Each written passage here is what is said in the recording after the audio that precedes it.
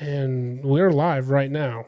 We're live right now? Yeah, right. This is the real deal. This is the real thing. Yep. Boom. Popped up. Here we go. This is it. What's up, everybody? Welcome back to A2I. You've probably seen me in Dallas before. We've been out here. We've done one, just me and him. Dallas has done a couple other podcasts. Ty's been here before in one of those. Ty has been here. Was it one or two? Two of them, but we didn't post one. Got to work on it. Yeah. So we got the boys back in town. Family reunion. Today we're going to be talking about relationships. Talking about dating relationships, boyfriend, girlfriend, your family relationships, marriage, being engaged, and your family. I think family and dating are probably some of your most important relationships. Your friends are too, man. You are who you surround yourself with. So we're going to start off. We're going to talk about kind of where we are in our lives. All three of us are very different ages. I'm 21. Ty's almost 19, and Dallas is you're 28, aren't you, Dallas? I'm 28. Gosh, you fucking geezer. I know. But we're all down different paths in lives. We've been in different places, so we're gonna just kind of go around and tell where we are. For me right now, I'm into an early relationship with my girlfriend. She's amazing. She's awesome. LIndsey's super cool. Eventually, I do want to marry her, but right now we're dating. We met not too long ago, but we enjoy each other and we like being around each other. So we'll see where that ends up going. Hold on. I got a quick question for you. Uh-oh. If you marry this girl, is her full name going to be LIndsey? LIndsey's full name will be LIndsey. But I'll put a funny story behind that. I was out pumping one day and she calls me and she goes, "Jarrett." I'm like, "Yes, baby, what you got?" "You realize if we get married, my name's going to be LIndsey squared." I'm like, "No, I didn't, but I do now." So then a lot of people will ask me that, like, "Hey, is her name going to be LIndsey?" I'm like, "No, it's going to be LIndsey squared." LIndsey squared. I like that. So it's cute, isn't it? It's so cute and stuff. By the way, Dallas, dude, what's with these sophisticated mugs, dude? These are some of the most sophisticated coffee mugs I've ever seen in my life. That goes to Dexter, because the very first podcast that we did, he was like, "Oh, let's try to make sure stuff's matching. Like, because I have my favorite mug, Right. and he's like, let's have matching mugs, or let's have matching chairs. That's why I don't have my gaming chair in here. Because we have to have matching chairs too. So I'm like, all right, whatever. I like it. Anyways, my name is Dallas, as Jarrett said earlier. I'm married. My beautiful wife Mackenzie. We have a child, Piper.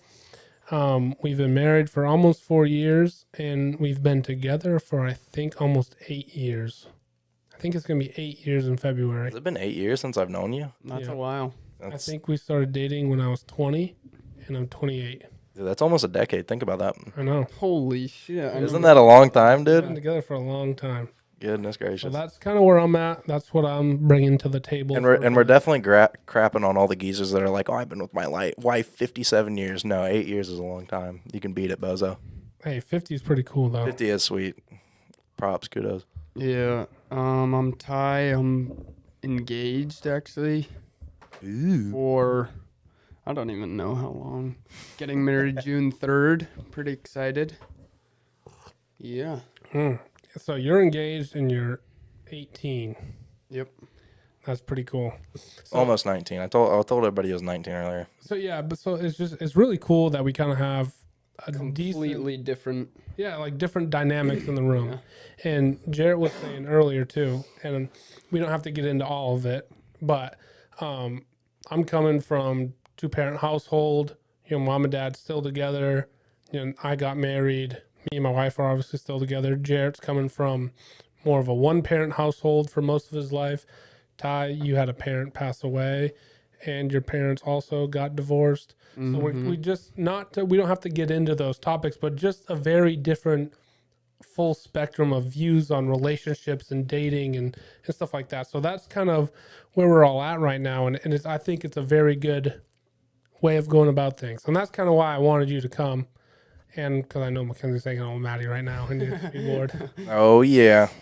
So, in other words, this is going to be a good episode. So, I hope you got something to eat, snack on. I know y'all are fat at home, so buckle in. Let's start it off the rip with communication. So, communication, literally is the cliche, go-to, I'm getting married. You have to learn how to communicate with your wife. And it's one of the things that I've realized with this is it's the most truest thing. Like, it really is true. Communication is massive, but it is the probably hardest thing to fully wrap around and Grasp. understand. Yeah. So where would you like to start off with this, Jared? I know you've been thinking about this for a few weeks. Man, I'd like to start off with communication. Like, dude, you have to be 100% honest with yourself, with your significant other, and with your relationship. Mm-hmm. If there is something that you are not happy with, or you are not confined with, or something that makes you uncomfortable, you got to talk about it. I was in a relationship where we never talked about anything and stuff, dude, and it bit me in the butt hard. Mm. Me and LIndsey were, dude, love LIndsey to death, but she's blunt. and she doesn't care, and I love that about her because I can do it right back, and we can solve problems like that. And I think you have to be blunt. I mean, come on, this is someone if God willing you're gonna spend the rest of your life with. Mm-hmm. So if you just bundle up stuff, it's gonna end up either one of you is gonna get mad and pissed off, and you're gonna raise hell, or One day the dinner's gonna be burnt and you're gonna snap like a twig. yeah. So I've told that story many times, and for those of you guys that don't know this story, it's like a lot of relationships are built on not big massive things. Which some relationships there are some big massive things that kind of can crash a relationship or something, but most of the time it's the little things, and that's why I think communication is such a big deal, because it's a little thing that you don't think is that big of a deal. And one of the examples I heard one time is like, hey, this guy, his wife makes him chicken, once a week, and the chicken's always dry, and it just irritates him, but he never says anything for 30 years. And then one day he finally snaps. And a lot of people look at it like, oh man, that guy's kind of crazy. He got mad over chicken. And it's not necessarily that he's mad over just the chicken. It's that he's mad. It's the building up on all the small things building up that are never talked about, that are never said. And most of the time have this super easy solution. It's just like, hey, honey, love that you cooked. Thank you so much for cooking for me. But the chicken was a little bit dry. Did you notice that too? And like, you can say these things in a nice way, or even if she takes it the wrong way, it's like, it's wrong and you get it done and over with. And maybe like she tries it and she goes, you know what? I got a second opinion. I, made my chicken for someone else, or we had so-and-so over, and I asked them and they kind of said it was a little bit dry too. Or I noticed that they didn't finish their food, or, and maybe you are right. And then that little thing gets solved early on, and it doesn't build for 30 years. Yeah. That's like one of those communication things. And that's kind of like a big marriage thing. But how do you think, and I'm asking you two, Oh no. how do you think the whole communication thing works, like in young relationships? That's why I have you two here, because we're really talking to young men. That's kind of what we're focused on. And not that, if you're a woman, you can't take anything from this, but No, I think if you're a woman, you should listen to this. You will learn a lot about the male mind and what goes through a male mind. yeah. So communication in a younger relationship, maybe in a dating relationship, How young? let's say from high school to 25, any man that might be in there. Well, that and like length of your relationship too, Ty. Yeah. Like, because when you first start dating a girl, like you're in the honeymoon phase, everything's all lovey-dovey Good, yeah. and stuff, and then you get down to the For- nitty-gritty. For like young relationships, there is none, because they're not taught to. Nobody teaches. It's not taught, Mm-hmm.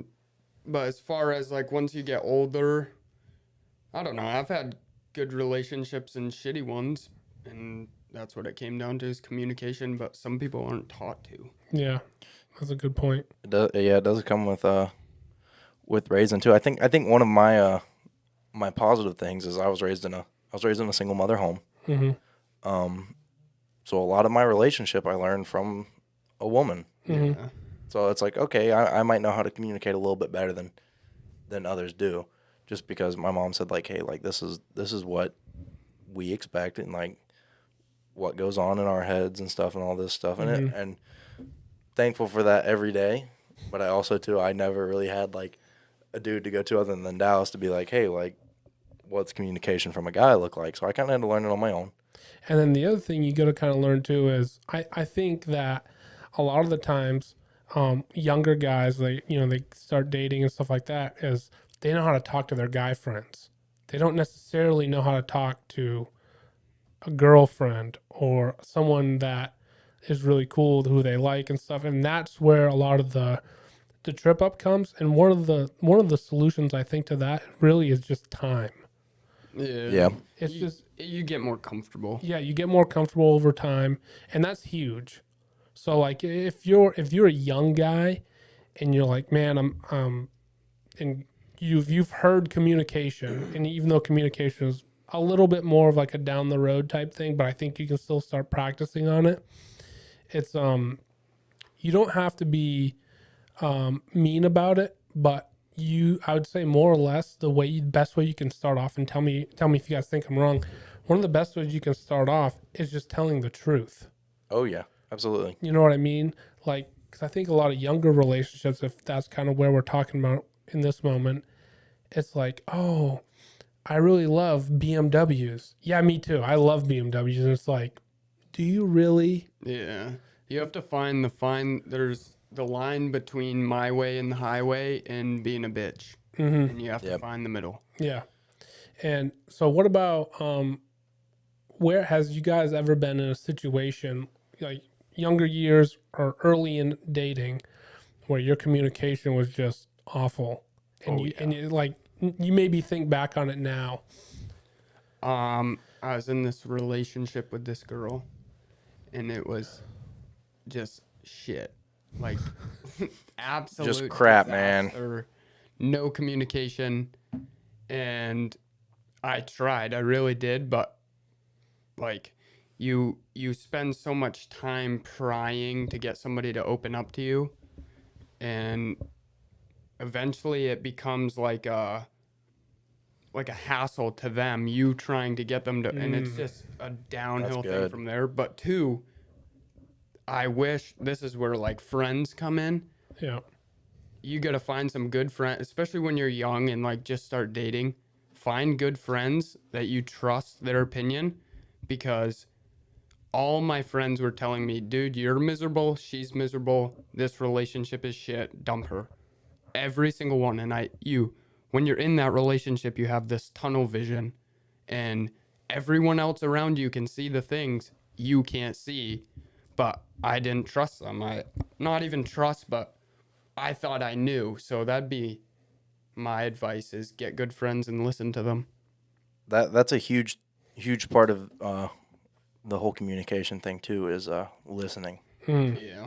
I think listening is probably a little bit more important than you expressing yourself. Do you want, in my opinion? Have you ever heard, and maybe I've even told you this, have you ever heard how you know that you're listening to the other person?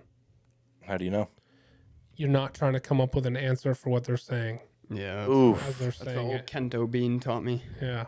Dang it, boy. So that's a way, and it's one of those things you really just got to be honest with yourself. But if someone, especially if you're in a relationship with somebody and they're speaking to you, I know us guys, so much of the time, we're sitting there like we're fixers. We want to fix, we want to give the solution. We want to stop the crying. We want to be done with it and on to the next thing.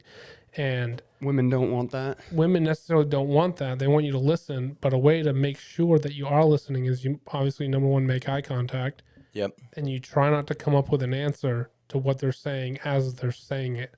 Wait until they're finished saying what they're saying before you even start really thinking about the answer to it. Because if I was like, hey, Jarrett, how do you, you're a pump operator for concrete. So if I'm asking you a question about that and I get done with my question and, before I even finish asking it, you're like interrupting me. Oh, no, you did this. And it's like, dude, you did, like, I don't even want to ask you a question now. Or I don't even want to ask you another question afterwards. Yeah, it makes you look bummy. Yeah. One thing I like kind of taught myself as far as the listening, and it's so much easier to like it's so much easier said than done.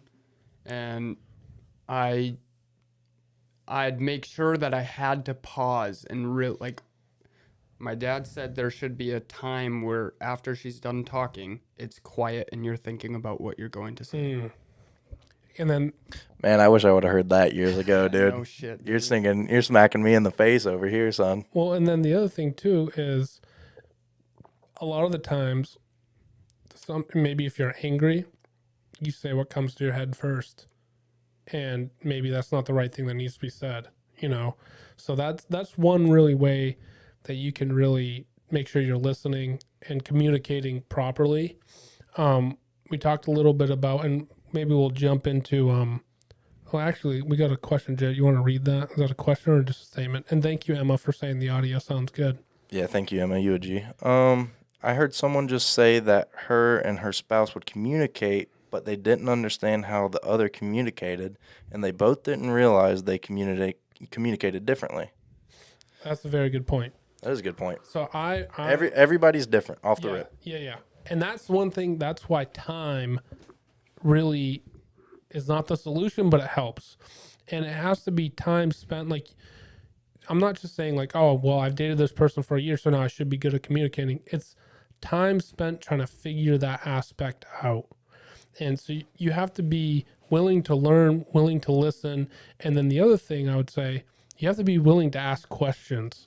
That's huge too, because how the heck are you supposed to know anything about this person or learn what they mean or how they mean it or what they want if you never ask? Not even just in relationships though, even like work and stuff. Oh yeah. Like that's one thing I kind of forced myself to do when I was younger is ask questions. Mm-hmm. Then you don't look like a dumbass when you're doing it. And going back to our little like the chicken is dry situation, if the wife would have had the wherewithal to just say, hey, did the chicken taste good or is it a little bit dry, and like tell me what you honestly think, that whole 30 years of building up on getting mad about the chicken being dry every week is gone because she asked a question. And I'm not like, the solution doesn't have to come from one side or the other, but it's possible for the whatever communication issue there is to be resolved from both sides if both people are willing. And that I think is huge. And thank you for the comment, Emma. I really appreciate that. You G. Yeah, you real OG, word up. You were gonna say something before that. What was it? Do you remember? Nope. It's gone to the mega gay zone, never to return. So I'll kind of try and pull up some of my past. I think, from being with my wife for like an extended period of time, there's been times when I think I have her figured out and we're communicating good, and then there's other times when I don't. And then there's the whole emotions type thing gets in the way. And it's not just her emotions, it's my emotions. Oh, yeah. And it's, do I really want to bring this up right now? And then that... you have to pick and choose your battles. Yeah. And so that's a good thing. It's like, tell the truth, communicate well, say what's on your mind, but in front of your entire family, it's probably not the right time to... What, too, you just have to ask yourself, is the backlash or is the argument going to be worth it for me? Yeah. Am I going to get out more than what I put in? Yeah. Not that it's like some business deal, but also too, and this goes for a lot of the women listening. Most men are very emotional people. Mm-hmm. Very emotional people. Some more than others, but guys have a lot of emotions, and most of us will hide them and tuck them away and then save them for a rainy day. But some of us rip them out right on the surface. I'm one of those. I rip mine right out on the surface. I'll be honest with you. Everybody looks at me like, man, what a stinking weenie. But that's just how it is. But I think, when it comes to like picking and choosing your battles, yes, but like also too, you don't want to bundle that stuff up. So if it's something that really, really bothers you, well, let's rip the scab. I agree, but so here's an example, and this is kind of what we've had a lot of talks about pick and choosing battles. Yeah. Which you guys are much farther along than I am. Well, so I would only say for me being married, most of the time communication comes down to like, for me, when I think about it, comes down to one or the other, either, me or my wife being mad or upset about something. It's usually what it comes down to. And, maybe she upset me or I upset her, and then I'm mad or she's mad, or vice versa, whatever.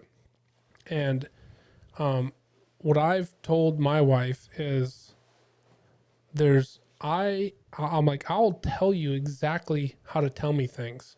And that's the other thing. That's where listening kind of comes in, because I'm like, I've told her many times, like, I'll tell you exactly how I feel, exactly what I mean, as long as it's kind of, and I'm like, I'll explain to you how to bring something to me.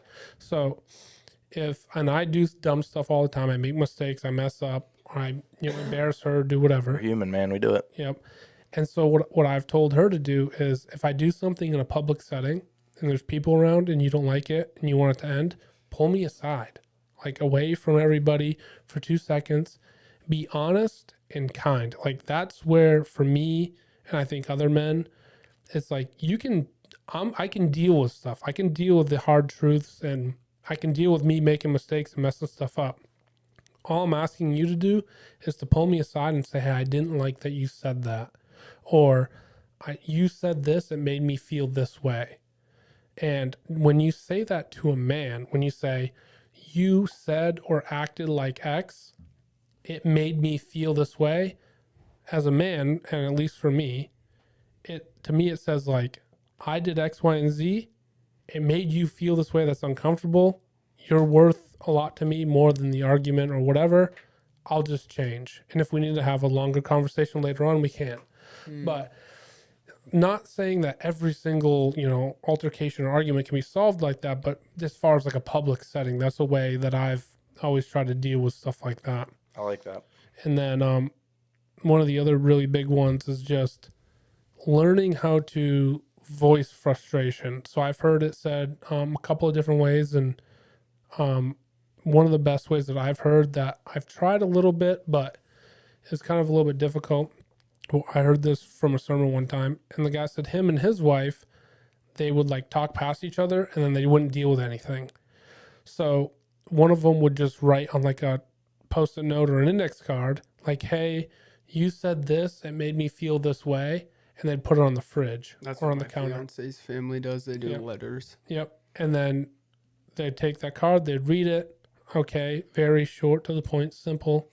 I'll do my best, and maybe you bring it up later on. But it's a way that you can write from the heart, write something down, and it doesn't have to be this big blow up fight or anything like that. It's just something small and simple.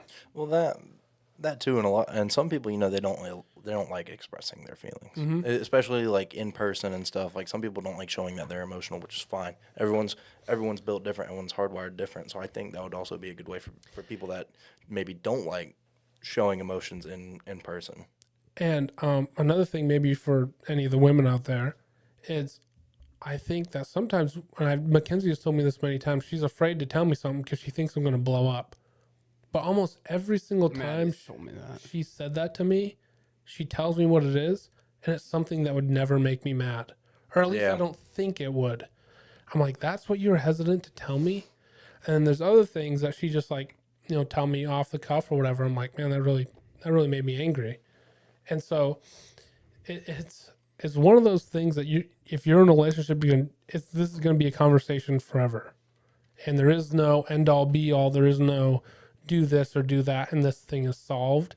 It's just constantly learning.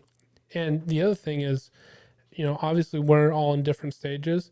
I've changed the way I speak to Mackenzie, and she's changed the way I speak to me multiple times, because we change as people too. Oh yeah. So that's another thing to kind of keep in mind and think about. It's just, I would say, and maybe to kind of just close out this little section, I would say it's an ever going thing that you constantly try to get better at and learn. And it's something you always have to be working on and trying to find you try to find what works. And once you find what works, you flush that out and try to learn more about it. What do you guys think about that? Yeah, I agree with that. And two, with like the whole sitting down and having the conversation, every time that me and Maddie have had to sit down in conversation or like have a conversation, it's been more than one. Like we'll both say our parts or say what we think, and then we'll sit on it for a day, maybe 2 days, maybe a week, and we'll come back to it. And that way, one, nobody blows up. Two, you really have time to think about it and think about what you want to say. And that's just how we've done it. And I think it's awesome. Yeah. I think you're exactly right with it. It's never just like, oh, we had this conversation. It's done now. Even though sometimes she'd want it to be. Yeah. Even though. I Yeah. think that's really good. What about you, Jarrett? Man, I think Ty's just hitting it right on the stinking noggin, dude. You guys are saying stuff that I'm sitting here in my little early relationship like a little kid in church trying to learn something. But no, I mean, if I have anything to close out this one section, speak your part, hear their part. If you just want to cut it down into a simple 2-sentence thing, speak your part, hear their part. Yep. That's really good. Okay. So next, Jarrett has honesty. So that kind of comes into the whole communication thing. It does. It ties into it. I think one of the things Mackenzie has really tried to show me is that she values honesty a lot, even in all the small things. And that comes down to just, I think, it's not just a communication thing, because for me, it's honesty is you trust that other person. And if there's one slip, if there's one chink in that armor, the other person feels like, oh my gosh, this whole thing can come crashing down. It's the same, like, cliche stereotype thing of like, you lied to me one time. Now, How big of a lie can you make? well, how many other things have you lied about then? Right. Well, too, the other side of it is being able to say, because it's being able to express what you like and don't like. And as a man, that is so hard to be like, I can't even think of an example, but you did this same thing you were saying with the XYZ and it made me feel this way. Like, I've learned that you really do have to, if something bothers you, you have to bring it up. Like, especially me, I will think about it for 2 weeks. And so that's one thing I've had to learn, is being able to tell her if something bothered me. And it sucks every time, but I end up feeling better in the end. So That's good. No, yeah, and another thing that goes into that too is like your guys' interest.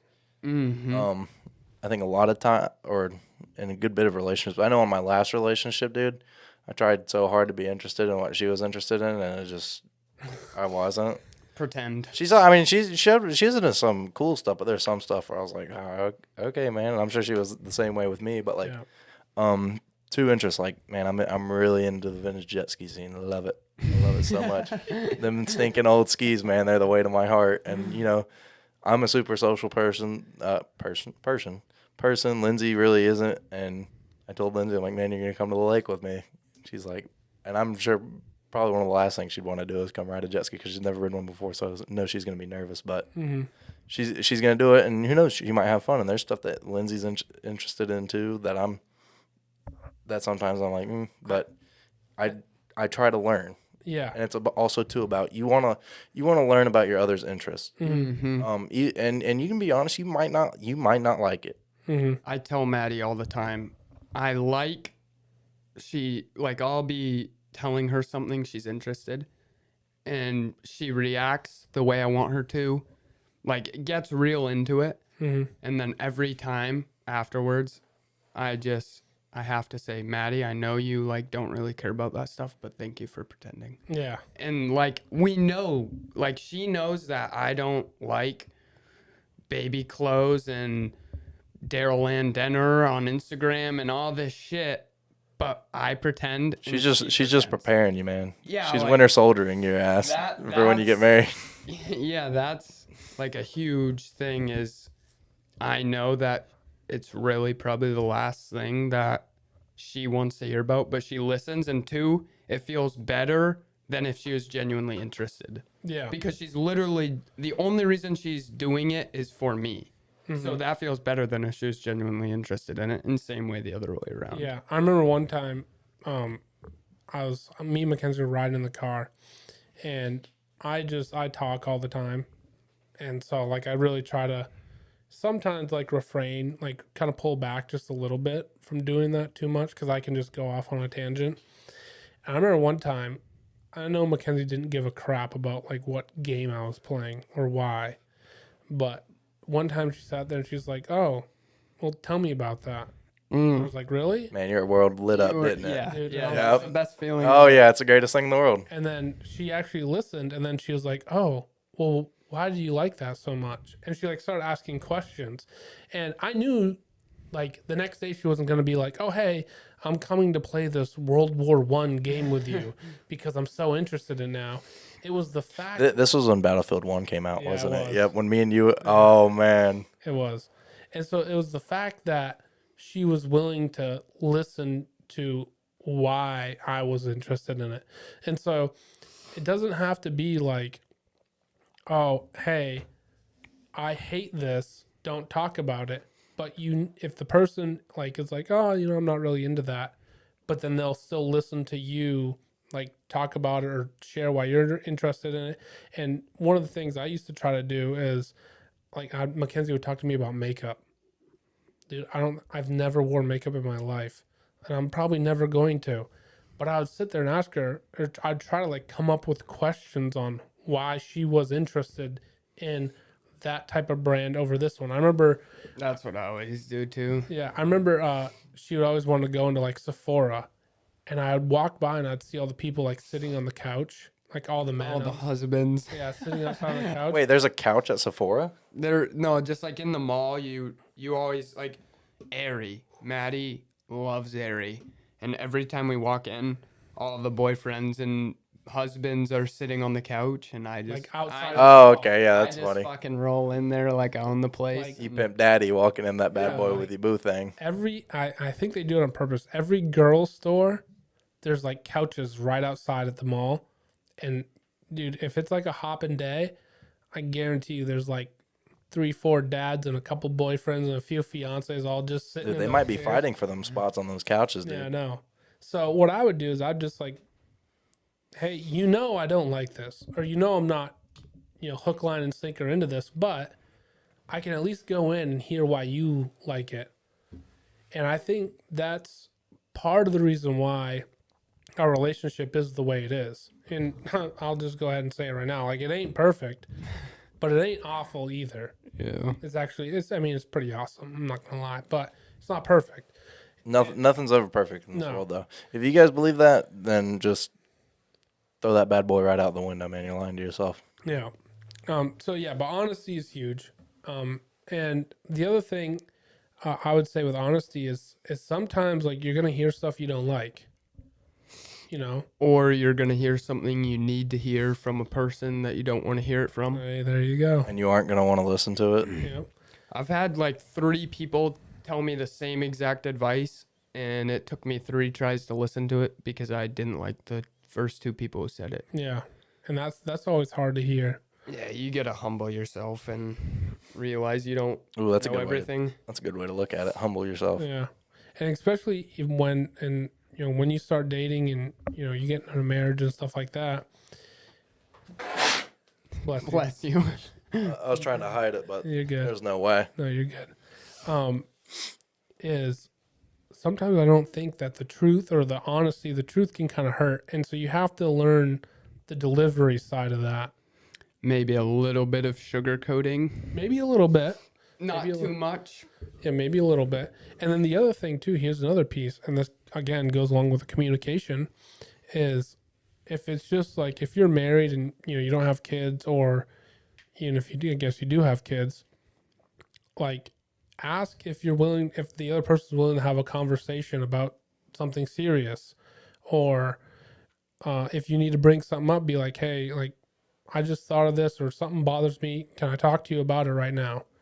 And sometimes I know for me, like with Mackenzie, if she gets home from work, and I've done this countless times, she gets home from work and I'm like, Actually, I got an even better story than that, and she's not even gonna like this. This Oh, happened. no. This happened today. Does she listen to these podcasts? I don't think so. Okay. This happened literally today. So she got home. She wasn't working today, but she got home, and I was telling her about some stuff that happened today, and I was like following her to the bathroom with Piper. So I had Piper with me, and she's in the bathroom, and she's like, "Can this conversation just wait until I'm done using the bathroom?" I'm like, yeah, I can wait. I'm like, Dara, like, how stupid of me to like try and tell you this while you're trying to use the bathroom. Like, obviously, it can wait 10 minutes. I'm like, I'll go and Piper needed a nap. So I'm like, I'll go put her down, and then we'll talk about this afterwards. So that's kind of she was honest with me. You know, she could have just sat there and then kind of been irritated, but she's honest. She's like, hey, can this wait? And when the delivery is like that, like, hey, you know, nice and kind, it's like, yeah, sure, obviously, like, should have thought of that. Yeah, not like, can this effing wait, you big old doofus? Get away from me. Yeah. And that ties into the having multiple conversations. Yeah. Too, like me and Maddie will have, I don't know, something somewhat important that needs to be talked about, and we'll be talking about it. And obviously, we're not living together yet, but we'll be talking about it. And she's like, I want to go home. Yeah. And I'm like, I'm the type where I just want to get everything I need to get out and then listen to what you like. I just want to get it done. Mm-hmm. And then I have to, all right, yeah, I can. And then we come back to it. Oof. Which is That's gonna be different when you're living together, man. Then you get the time to think about it more, because when I really think about it, if those scenarios didn't happen, it'd be so easy for me to just say something I don't really mean, or it just gives you more time to think about it and think about what you want to say, how you want to sound, how you want to, everything. Okay. Well, so hang on. Yeah. You're married. Mm-hmm. You live with your wife. Mm-hmm. What does that look like? What Ty was just saying, yeah, I want to go home thing. What does that look like in your relationship with someone you live with every I'm day? going to bed. Shut the fuck up. Sometimes it is like that, and then, you know, for me, sometimes in the back of my head, you know, there's a Bible verse that says, you know, don't go to sleep on an angry heart, or it's something along the lines of that. Sorry, I probably butchered it, but it pretty much says like, if you're angry about something, don't go to sleep on it. Like, I'll get to the point where I'm content. Like, sometimes Maddie would be like, all right, I want to go home. And I'm like, I just need 5 more minutes, 10 more minutes, until I'm at that point where I'm content enough with where the conversation is at to carry it on another day. And there's times where she's had to make the sacrifice and wait an extra 10 minutes, and I've had to go to bed and think about it. Yeah. I think that, and from my perspective, being married and like you're living in the same house, there is no getting away from this person. If you're being totally honest, you find your ways of getting around it. You know, I hate to even admit that sometimes her or I will prematurely go to bed. You know, That's a good way Work or- late. I liked how that was worded. work late. I even, like, not really because of our relationship, but like wedding planning. I fucking hate that shit. And Maddie would, and she might not like me for saying this, but she would call me at work. And I, like, about wedding shit. And I'm like, I have so much shit I'm doing right now. Like, I'm managing this, doing this, all this stuff going on. And then my phone rings and it's like, hey, what, like, I don't even know. What flowers do you think would look better? And I'm like, bitch, I don't fucking care.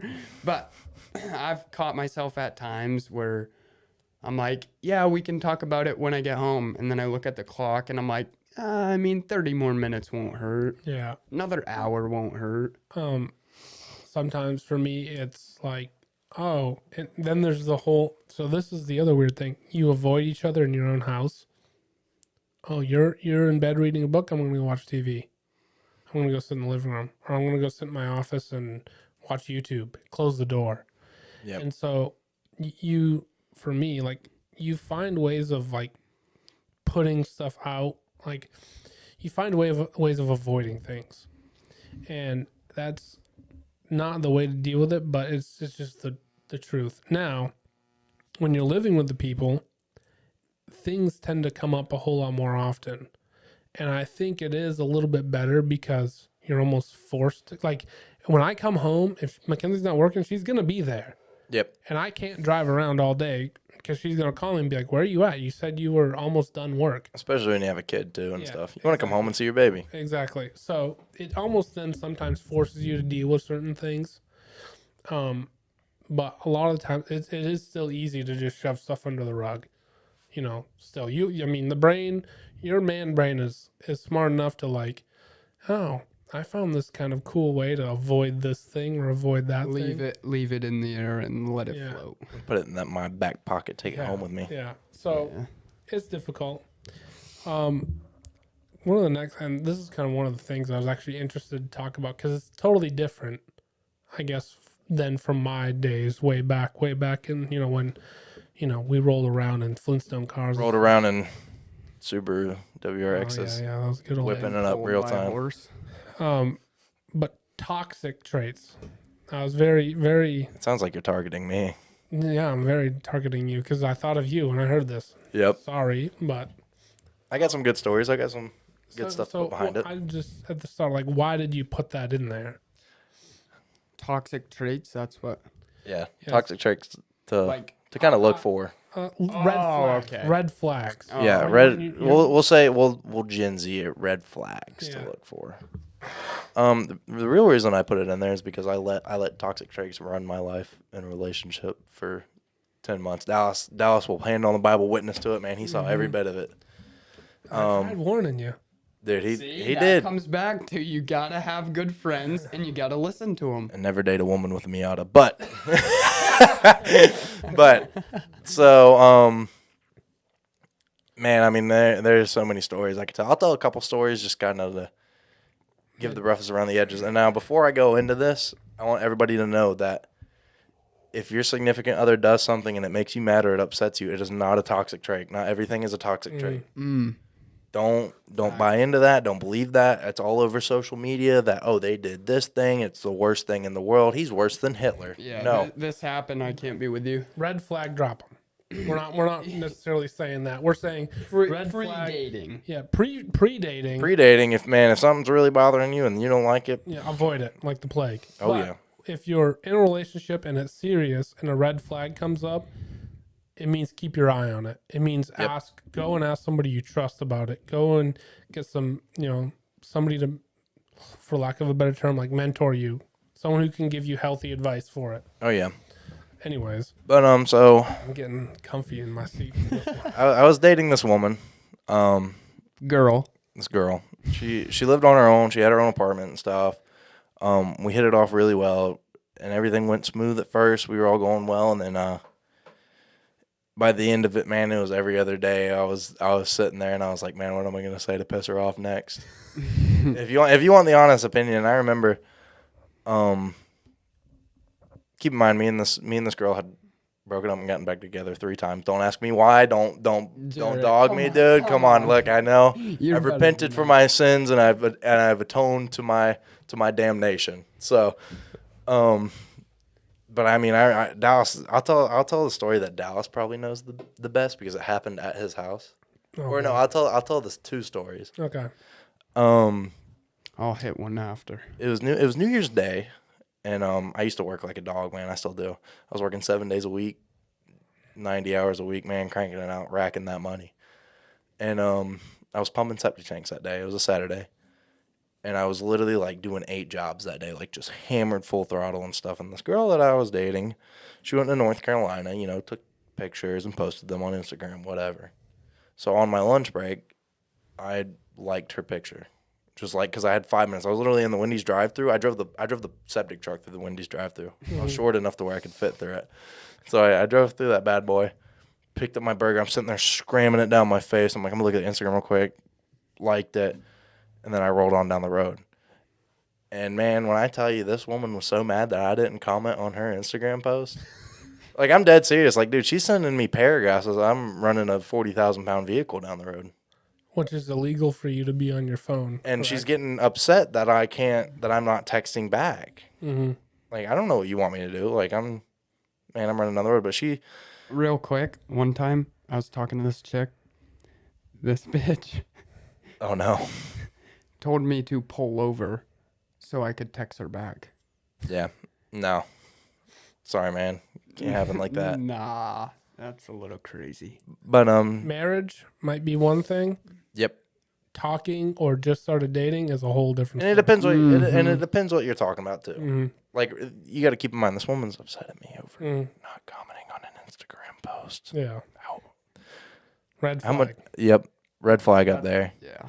But then later that night, I was at my boss's house eating wings. I told her I was gonna be over there.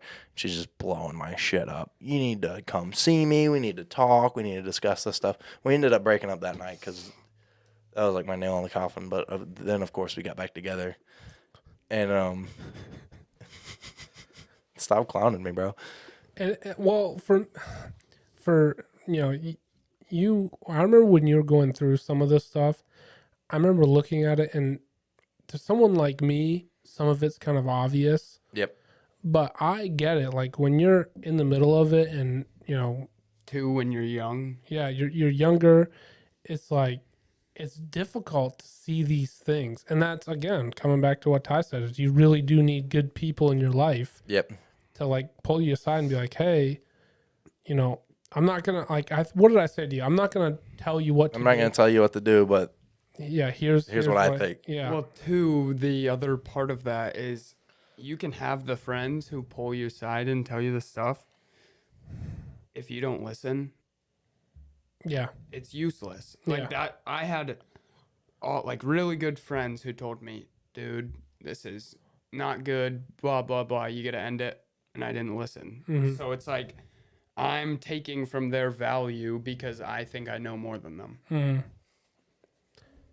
you have another story for us? I do have I could go on. I mean, we could make a whole podcast on the stories I have, but we're not going to do that. But it was another day I was working. We had men's group. Mm-hmm. For you guys that don't know, men's group is like a bunch of us. We come together. It's like a men's discipleship group. We come together. We talk about problems going on in the world, how to be a man, just kind of preparing ourselves. We're all very different ages and stuff, and we just compare How to better ourselves, whatnot, all that. So etc. I came to men's group. I text this chick. I said, "Hey, I'm going to men's group. I'll talk to you later." Like I'd always done. Mm-hmm. So about we were here for like 2 hours or something. Yeah. And remember, I was working full time. I fell asleep on your couch Yep. because I was just so beat tired, and they let me sleep through the men's group. So then Dallas's wife wakes me up, and they had just had Piper at the time. So Yeah. Mackenzie and I are talking about Piper and stuff. I get a phone call. What the fuck, Jarrett? What? Good afternoon to you too, babe. What's up? And she's like, why haven't you texted me in 2.5 hours? I'm like, because I'm at men's group. And she was like, well, you need to come see me. We need to talk. We need to talk about things, blah, blah, blah, all this stuff. And I was like, okay, well, I'm leaving here soon, so I'll like call you when I leave. And she's like, when? And I'm like, 20, 30 minutes, somewhere around there. Was this a Friday? No. This was a men's group night, And dude. you got work the next day? Dude, and I got work the It next was the day. Wednesday. I remember exactly what time it was. It was 10:20. Dude, it was, And you were just going over her house? yeah, man. Well, listen, Oh, dude, bro, listen. Alive. Dude, I know. I wish and I'll be honest with you, I wish I would have listened to you bozos. I really wish I did, but I didn't. But like 20 minutes passes and me and Mackenzie are still talking, and I get a phone call. You fucking liar! You said you were leaving in 20 minutes. Like, dude, it was like 20 minutes on the dot, and she called me. Yeah. So like, for toxic traits, I would say the number 1 and number 2 is manipulation, Controlling. and they don't trust you. Mm-hmm. If you cannot have a relationship in this world without trust. Mm-hmm. Controlling is a very good one too. I'm a free person. I'm a grown man. I like to say I'm a big boy. I'm not. I do stupid ass little kid shit, but I'm a big boy. I can make my own decisions. I pay my bills. But you don't want someone breathing down your neck where you are, what you're doing, what are you talking to All the time. all the time. Like, and it's nice to check in on a person like, hey, what are you up to? Mm-hmm. But like, why aren't you doing such and such, or why are you not here, like stuff like that. And a lot of that comes in manipulation too. And I think manipulation's probably like I think manipulation's the hardest thing to put a pinpoint definition on Yeah. of what it is. 2, the other side of it, it's easy to be manipulative. Mm-hmm. Very easy. It's very easy. Easy to do it, hard to define. Easier than you'd think. Man, and trust me, it's easy to get manipulated when you like someone. Yep. Mm-hmm. Gosh almighty, son. That tunnel vision. Dude, Yeah. And that tunnel vision will kick your butts, and that's why I tell people, man, find a good group of friends that you trust 100% that you can talk to anything about. Mhm. Because your friends, they're the one people in this world, other than your mama, that will be completely 100% honest with you. Yeah. If you have good friends. Sometimes you have friends that don't give a crap. We'll get into that later. Yeah.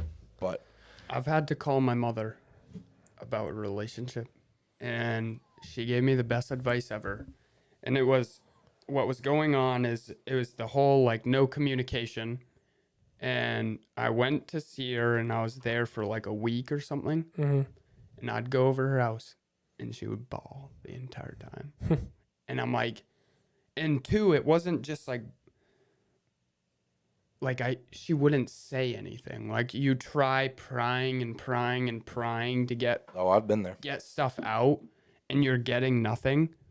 1, red flag. Absolutely. 2, after that, I left, and I was on my way, and this is a 16-hour drive.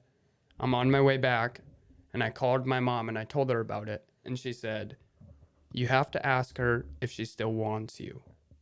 And I was like, fuck, I don't want to do that. So I did. I don't know. Just a bunch of bullshit. And then 2, the whole, like, especially nowadays, the whole break thing. Mm-hmm. We need to take a break. Don't do that. Breaks are the dumbest shit ever. You're either in it or you're not. That is the stupidest thing I've ever heard. Some girl was like, I think we should take a break. And I said, no, we can just be done. Don't waste your time. You guys are gonna be really mad at me. You took a break. Don't do it. Don't tell me. Don't lie to me. Don't tell me. I tried to convince a girl one time to take a break. She was done with me. I think I did it because of you. I was like, she was like kind of ending things, and I was like, well, do you want to take it? Like, you know when like you're about to get your ass dropped, Mm-hmm. but Okay. 1, they don't have the balls to say it, and 2, you're just like lost. Yep. Well, I was like, well, should we take a break? And then I remembered you telling me about taking a break or something. I don't know, somebody. And I was like, actually, never mind. If we're going to do that, let's just be done. Mm-hmm.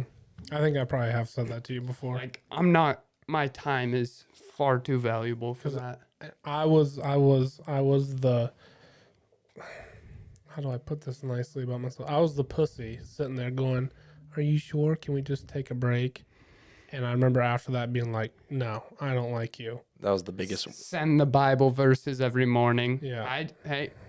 Man, I've done it. I I've can been tell you that guys, guy. that's where honesty comes in super clutch, because Dallas, should I tell them about how that relationship ended? Mm-hmm. I think, okay. So I eventually, dude, Well, hold on, time out. I'm going to put this in. throw it in. If you're in a relationship and you're not married and there's a lot of red flags, we're not saying that this is how it's going to end. But with the people we have sitting at this table, this is how there's a saying for red flags, and I wish there was more red flags than a communist parade over there. And this is how And I was leading that motherfucker. And this is how this story ended. Yeah. Take it away. So, We're not saying this is going to how happen. this to you, story but this is ended, what happened? I was running a concrete mixer at the time, and we had gotten into, it was the night after that night at Dallas's. Mm-hmm. And I was just like, man, this is dumb. I'm going to break up with her. And I was just like, man, I'm sick and tired of the arguing. And I told her that. So her response was to block me on everything and not talk to me at all, block me from all our socials, everything. Like, no text back or nothing. At least it was blunt. At least there was no hope left. Yeah, man. You had no option. Well, I move mean, to be on. honest with you, I probably would have went back if the events after this wouldn't have happened. But, so then I was working septic that evening, and I was driving like right by her house, and she had my like high school football hoodies, and I said, I know she burned her ex's stuff, I'm not letting her burn my shit, dude. It's Red not. flag. It's not. That's the new thing. Look, I bought into it, man, and I was like, we'll just brush that one under the rug. And I was like, look, man, I'm just gonna ignore it. But so then I was like, dude, I'm getting my high school stuff back. I want my kids to have that someday. So then I was driving like right by her house. So I texted her. I said, hey, I'm driving right by your house at work. Like I'm gonna pull in, like put my stuff on the porch. I'll grab it. We don't have to talk to each other, nothing. And I know she hadn't blocked my text messages because the cop. Okay, I just spoiled it a little bit. But the cop said he saw it on her phone. But, And didn't you have a friend also? yeah, a friend also texted her. Yeah, I did have a friend. I had my buddy Aaron text and say like, "Hey, Jarrett's on his way. Put his stuff on the porch," and she opened it because it was through Snapchat. So I know she saw it. So then I get like 5 minutes out and I text her the same thing, like, "Hey, I'm 5 minutes away. Put my stuff on the porch. Like I don't want to talk to you or nothing." Dude, I show up. And she lived in like a quadplex, so she was like second story of like this old brick house, like just one apartment thing. Pull up, I'm in the shit truck. Pop the air brakes on that bad boy, get out, walk upstairs to the door, knock on the door and wait. Knock on the door and wait. Knock on the door. Hey, I'm working. Can I get my stuff? I need to go. Because I knew because my stuff wasn't there. Of course it wouldn't be there. Mm-hmm. By the time, dude, I was about to get that fourth knock in, Greer PD comes walking around the corner. What you doing, buddy? Shit, nothing now. What are you doing? And so they're like, well, come down and talk to us. So I go down there. I'm talking to them. They're like, what happened? I'm like, look, like I just broke up with this chick. She's got my stuff. Like I asked her to put it on the porch. I showed them the text messages that I had sent and the one that like my buddy had sent. And he looks over at the crap truck and he goes, are you working right now? I'm like, yeah, I need to get to a job. And he's like, okay. So he goes up there and like he's talking to her. They kept me downstairs because, they didn't want anything to happen. So they're like talking to each other. And a few minutes later, he comes down and he goes, all right, I got to give you a trespass warning. I'm like, what? And he was like, yeah, she's putting you on trespass warning. And I was like, huh, okay. I didn't care really. And then her dad showed up. I remember her dad showed up to her house and was like, what's going on? And the cop was like, they're both adults. It doesn't concern you. And I just kind of like giggled to myself. But so then like after that, I got trespass warning, whatever. I went and got a copy of the police report. Did you get your stuff back? I did get my stuff back. Oh, well, then trespass for Yeah, I didn't care. He brought my That's a stuff win. back. I threw it in the truck. I hauled ass to my job. I felt bad, dude. I had to call the guy and tell him like, hey, like I'm dealing with the police right now. Give me like 40 extra minutes. He didn't care, but like a couple days after that, like my my buddy got a text from her saying like, and she was like posting on social media too that like Jarrett Lindsey's like a manipulative asshole. He's a liar. He wants the worst for you. Like just bashing my name, dude. And I'm like, man, are you kidding me? This is someone I gave the world to. That says a lot about her. Well, and then the other thing is like people who don't know you is like that is just. And if I'd be honest with you, if you were that way, I'd tell you. Yep. And you're not. You're the exact opposite of that. And I'm not just saying that because you're my friend. Right. But it's just like that is not even close to the truth. No. So just I guess what are some other just red flags that you can try and think about? And I got a few too. Ketchup on their eggs. Huh? Ketchup on their eggs. Guy friends, girlfriends. Who their friends are. Yeah, they're friends, and then I don't want to say like you should know who they're talking to, but Depending on how far along. She shouldn't be look, if she's devoted to you, she shouldn't be entertaining other guys. Same with a man. If a man is devoted to you, he should not be entertaining other girls. Mm-hmm. Bottom line. That's it. yeah, friends is a huge thing though. One of my things I would definitely say like being older now, as I would say, and I don't really know exactly how it is like for like younger guys and stuff, but watch like social media type thing. I'm not saying it's a red flag if you're dating a girl and she's always on social media, but there's a point where it becomes too much. And like if that's their whole life, if like you were saying earlier, like, oh, you didn't comment on my post, you only liked it. It's like, okay, like that's starting to push it. Yep. We're adults. Like you got to watch out for that. Another thing I would say is, and this is a personal thing. Tell me how you guys feel. This is a personal thing. Run it. Whenever I hear like I guess I see like couples out and you hear like the girls when they're, doesn't matter if they're talking to their boyfriend or fiance or whoever, they do the fake laugh and like the fake voice tone. Like, oh my gosh, like that's so funny. Like talking like that too much. I see that and I'm like, I would never want to be anywhere around you, let alone dating you. Like that is for me personally is like an instant red flag. Like the way they talk, like the way they talk about things, I like that super just fake-ish voice. I agree. Yeah, I mean, you want someone that talks more sophisticated.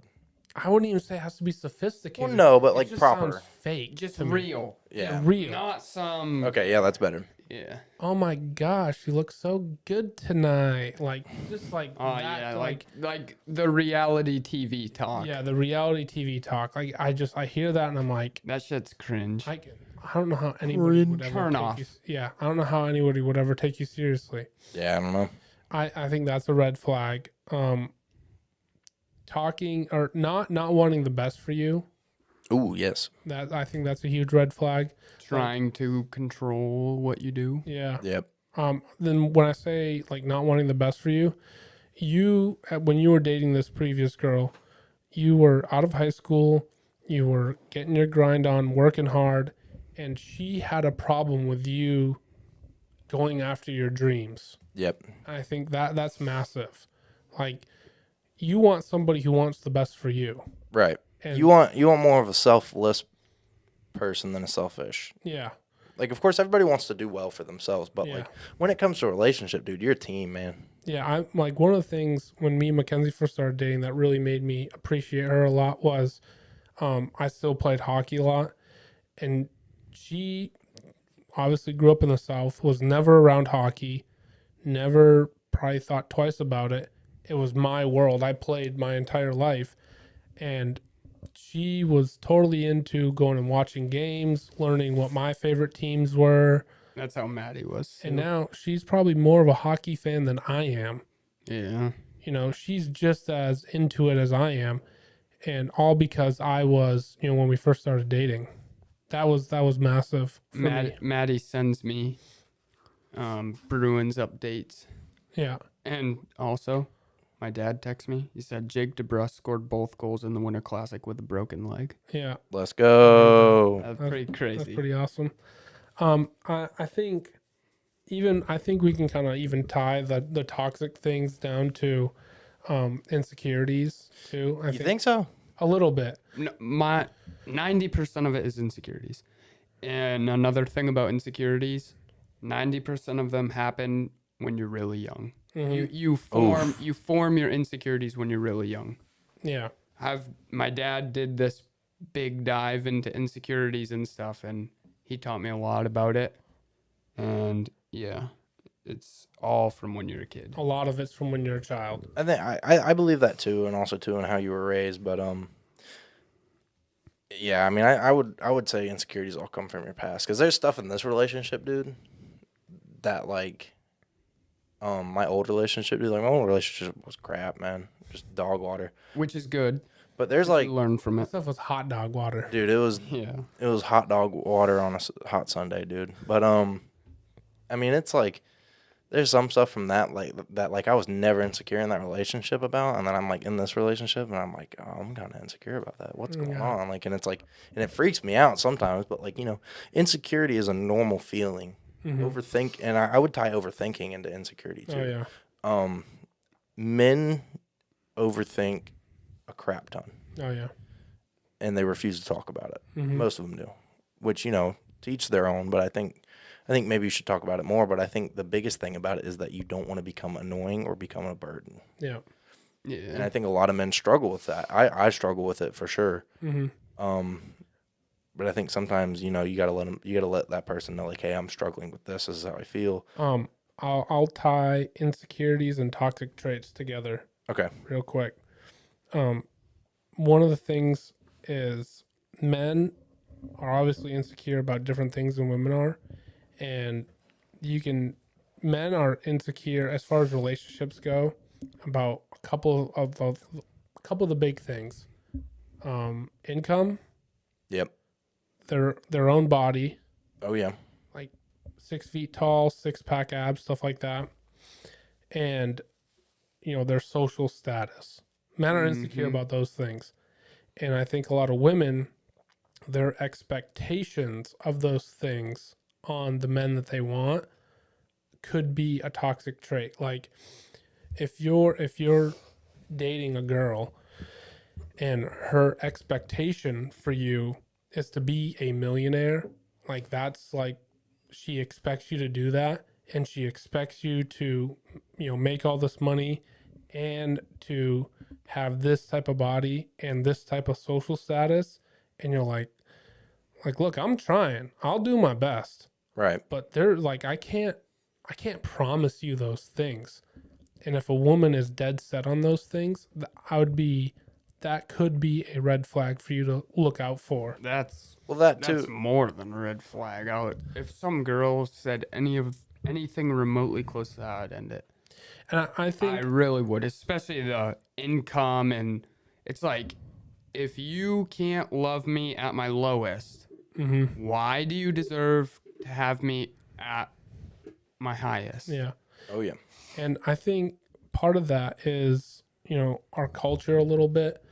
And I don't know if you guys have got into any like the red pill type stuff, which I've listened to some of it and I agree with some, disagree with some. But one of the things that kind of gotten popular was they have like a lot of women and they come and they say like what they want in a relationship. Yeah, it's ridiculous. And then they'll give like the actual percentage of men who have like what they want. And it's like 1% of all the men in the world have all their expectations. Right.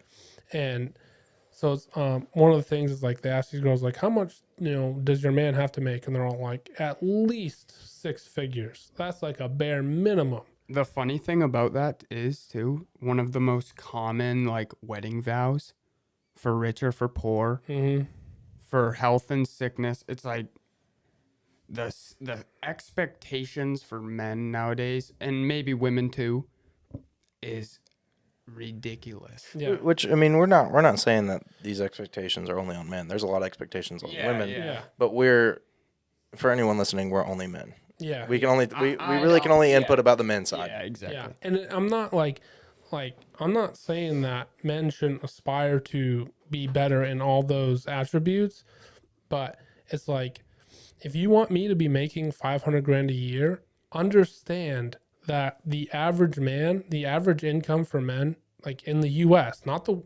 think it's just the US, is like $45,000. Really? Yeah. That's the average. And this one girl, she like, she was doing like, they did like a video series and she interviewed all these different women, and she like went by age group, like 25 to 30, 35, 40, 50. And I think the average income for like a 50-year-old is like $75,000. Yeah. That's for someone who's like well established in their life, well established in their career. And like that is just the truth, like the hard truth, that I think women set some of these expectations and they get put onto us. And I'm not saying we don't do that to women, but it's like, for some women, like, do you understand how hard it is to have a 6-pack? Like that shit ain't easy. I like my belly, man. I like my food. Yeah, I like my food, bro. Oh, you have something to say, Ty? Yeah, about like insecurities. For I'd say more for like growth. Figure out what your flaws are, insecurities and bad habits, etc. Be aware of what you're not good at. Ooh, that's huge. And 2, you have to face your insecurities. Yep. Yep. The hard part is figuring out where you got them. Like, I played hockey my whole life, like Dallas, and my insecurities were I would score 3 goals in a game, get off the ice, and my dad would go, "You look slow out there," or whatever it was. Yeah. And not because he's trying to be an asshole, but obviously because he wants me to grow and do good and like better. all positive. Yeah, be better. But when you're young, you don't know that. Yeah. No. So I had to talk to my dad and be like, look, I think that caused an insecurity, and we've talked about it. Like him growing up being hard on me with hockey, and not even that it's bad, but the way that I perceived it was not the way that he intended. So it formed this insecurity, but you have to figure out what those are and have tough conversations with people who formed them. I think where they come from is massive. I think that is so huge. And they say most of them are your parents. Yep. Yep. One for me is, and I didn't even figure this out until, and we have another comment, we'll get to it. I didn't figure this out until I was in my 20s. And for whatever reason, growing up, I was super afraid of like mundane, really stupid stuff that if I ever told anybody, You were a pussy. well, yeah, that, and they'd look at me like, I didn't dare to like call about a bill because I was so anxious and nervous about it. I knew that it was like a weird thing. And then I'm like started thinking about it. I'm like, man, I've always been that way. Why? And I started thinking back even when I was like a kid. And I grew up in a real small town. Yep. I remember like a small town where everybody knows you, everyone knows your parents. Everybody knows everybody. Yep. And we'd go to like the pizza store, and there's no delivery, so you'd go and pick your pizza up. My mom would give me like $20. She's like, hey, go inside and say our last name and give them the money and get our pizza and bring it back. And I was terrified. And I'm like, okay, even then I was like that. Where does that even come from? And then I remember my grandpa telling me a story of how when I was younger, we'd always go to the beach. We'd go to Cape Cod when I was younger, and we'd stay in like a little cottage. And he's like, yeah, I remember, when you were like 3 years old, you would ride on my shoulders. You wouldn't even let me touch the water. Like with my feet, you'd made sure I wouldn't let the tide touch my feet because you were petrified. And he's like, and I heard that. I'm like, I know where that comes from. That comes from drowning as a kid, or almost drowning and dying as a kid. Like a very young, I was like 2 years old. Yep. And I've spent a long time asking people about this, about the story and everything. And it's my very first memory that I have is drowning as a kid and riding the ambulance. And my mom said I was out cold, but I remember all of it, which is another really weird thing. And that's the whole story is a story for another time. But it took me until I was probably like 23 years old to like track this whole fear thing, being afraid of these really weird things, all the way back to that in my childhood. And I'm like, wow, like that's kind of crazy. And so I just have all these like, I don't know how to explain it exactly, but it's just weird fears, and it's like an insecurity for me. Mm-hmm. And one of the ways is like Mackenzie will kind of come up to me and be like, hey, you never called that company, or you never called AT&T to figure out why that bill didn't get paid, or whatever. Right. And in the back of my head, it's like, I'm afraid. I know why, and I know the whole origin story of it, but it's just the truth, and I'm insecure to be like, hey, I'm just afraid to do this. Like, I'm nervous about this. It like makes my stomach hurt and stuff like that. So that's like one of those things that it's been there my whole life. It's probably never going to leave. So obviously it goes back to the whole communication thing and being honest and all that type of stuff. So It's nuts how all of this stuff just ties into. oh yeah, it all does. Would you like to hit our next comment? Yeah, I would. And then I think You have another point to make. I was thinking about moving into our next topic. This one? No. Next one. Okay. Read our comment. Okay. All right. Emma says you can have a good life, house, cars, family, and $50,000 a year, and a woman don't understand that. I just also heard that once you hit $75,000 a year, you actually start becoming less happy with your life. Yeah. More money, more problems, essentially. Yeah. So there is actually, I know that study. There has been studies done that once you hit 75,000, right around that amount per year, your quality of life doesn't necessarily start to increase. Yeah, it doesn't change. It doesn't change. Yeah, I heard that too. And I think so many people, and again, this is a thing with our culture, with social media and all those type things, is people really start to think that if I have X, Y, or Z, I will be happy. You'll be chasing the next thing for the rest of your life. Another thing goes back, red flag. If somebody is always saying, if I just had, and I'm not saying, dump the person, leave them, whatever, but if a person is always saying, if I could just have blank, I'll be happy. If I could just have blank, I'll be happy. That's a red flag. That's something you got to keep your eye on, talk about, figure out why it's happening. If you're in a relationship with that person, who do you guys listen to and watch? Jordan Peterson. Don't ask. There's so many people. Man, if you want me to be honest, Emma, I'm just kind of freeballing this thing. This whole life thing. I'll tell you where I get a lot of my stuff from, information. It's what I do all day, is I listen to other people, I listen to conversation and books. Jordan Peterson's book, 12 Rules for Life, was a huge eye-opener for me. And all his, literally anything Jordan Peterson is pretty good. He has a lot of podcasts and stuff out there. It's a lot of information, but I think one of the best starting places would be his book. I try to, and I do an okay job of it, but I listen to Chip Ingram every single morning. He posts a half of a sermon every single day at 5 a.m. And I try to make sure that's the very first thing I listen to every day. And it's, you get one half of a sermon every single day. So it's like 20 or 30 minutes. And that's what I try to listen to every morning just to get my day started. And there's a lot of relationship advice and stuff like that in there.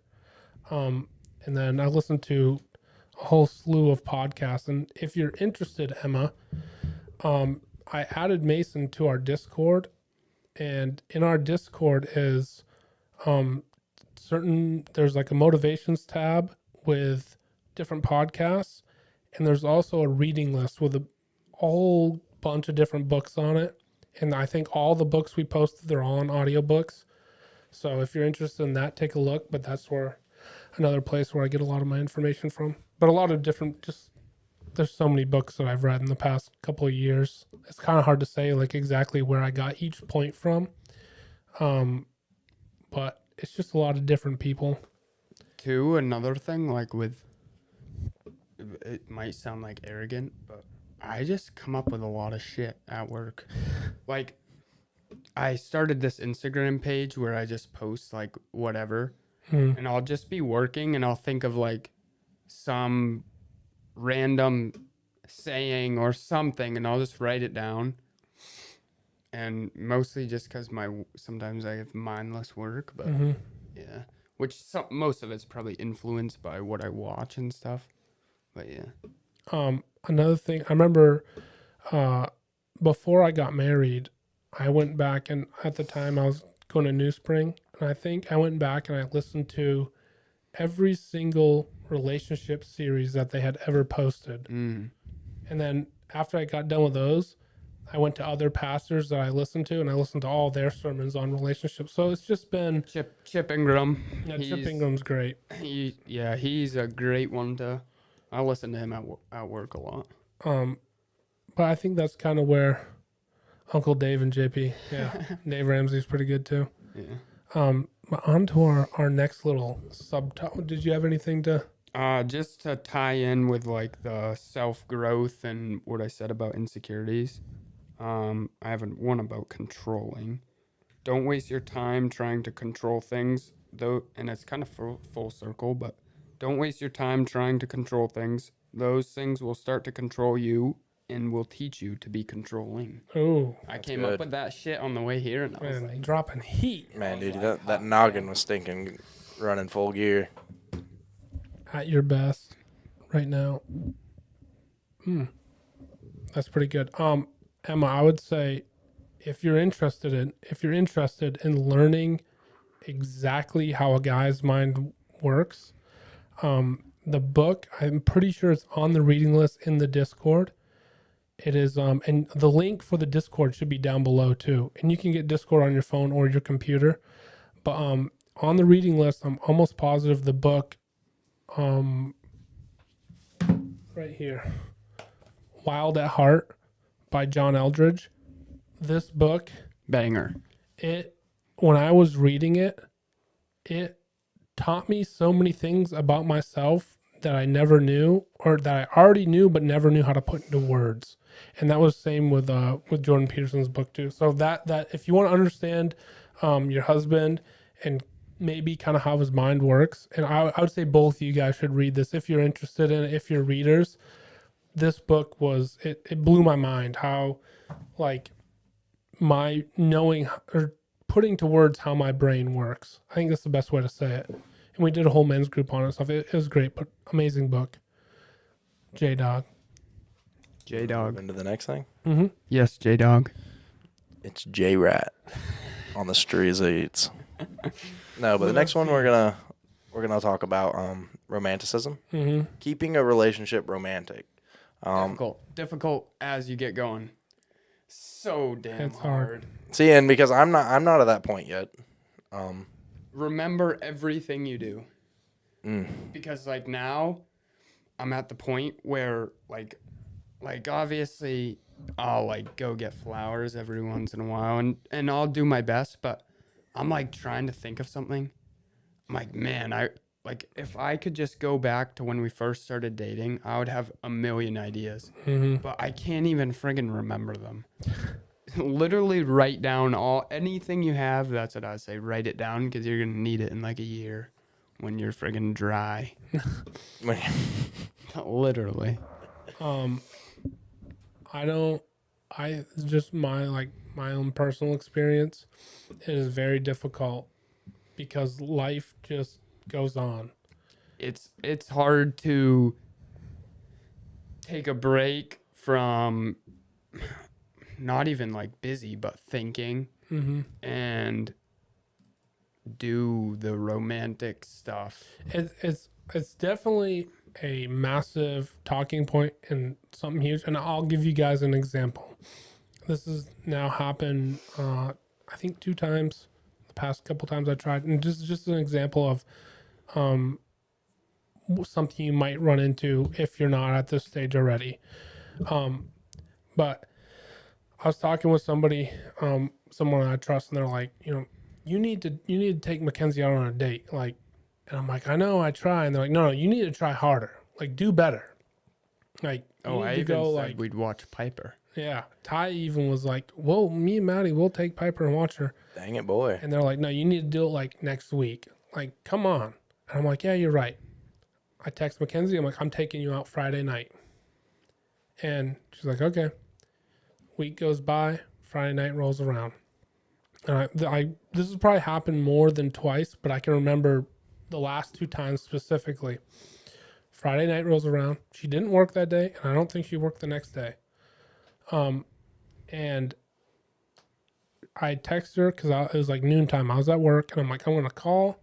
And my thing, for some of you guys out there, I know there's a lot of like cliche things like, oh, she never knows where she wants to eat, blah, blah, blah. I think sometimes that's a play to see if you will just take charge and pick a place and go and do it and have everything planned. So put that in your back pocket and use that later on. Take charge. You'll thank Be a me man. later. So took me a long time to figure that out and totally understand that. But I'm like, I'm going to pick the place. I'm going to just come home. We're going out tonight. I'm going to take you here. And, then we're going to go and do this. And then we're going to come home. And I kind of had something planned out. I had planned the day. And I'm like, had 2 or 3 places I wanted to take her out to eat. And we haven't been out to eat, just us, probably since before Piper was born. Shoot, son. Going on a year.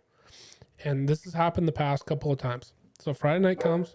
I text her at, noontime. And I'm like, and I said, like, hey, you need to rest today. Like, just rest up. Because she was, feeling a little bit under the weather. And, she was like, oh, yeah, we should probably rest and stuff. And I'm like, yeah. And then she goes, well, if we're resting, I thought you're going to take me out tonight. I'm like, yeah, I am. And I'm like, are you still up for it? And she was like, I don't know. So I'm like, oh, I'm going to call a couple of places and get us in if you're still up for it. I didn't say that to her, but that's what I had in mind. Like, I got 3 restaurants that I'd like to take her to. I'll probably call like one of the 3, whatever the top one is. And if we can get in, sweet. If we can't, then I'll call the next one. Get a reservation. And then after I got the reservation, I was either going to call Ty or call my parents or whoever and be like, hey, I need you to watch Piper, couple hours. Me and Mackenzie are going to go out. There's plenty of options there. Mm. You know, so the kids, that thing's solved. She never really gives me an answer. I end up getting home from work and she's like, can we just stay home tonight? And I'm like, I'm thinking in the back of my head, like, don't get me wrong. Like, I wouldn't mind just staying home tonight. And it's Friday night too. It's not Right. like it's a Wednesday night. It's Friday night.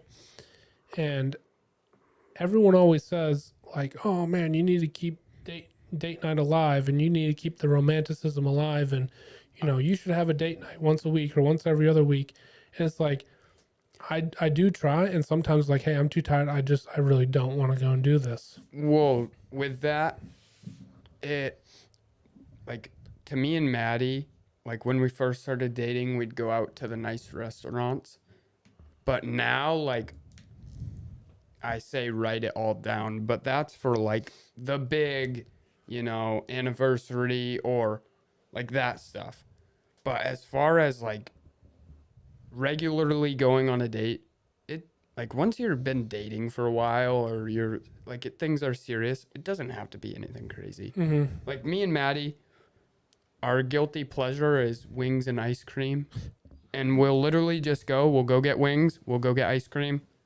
Like, we make sure to at least do something along those lines, probably almost once a week, at least once a week. And two, somebody told me about Dave Ramsey's son.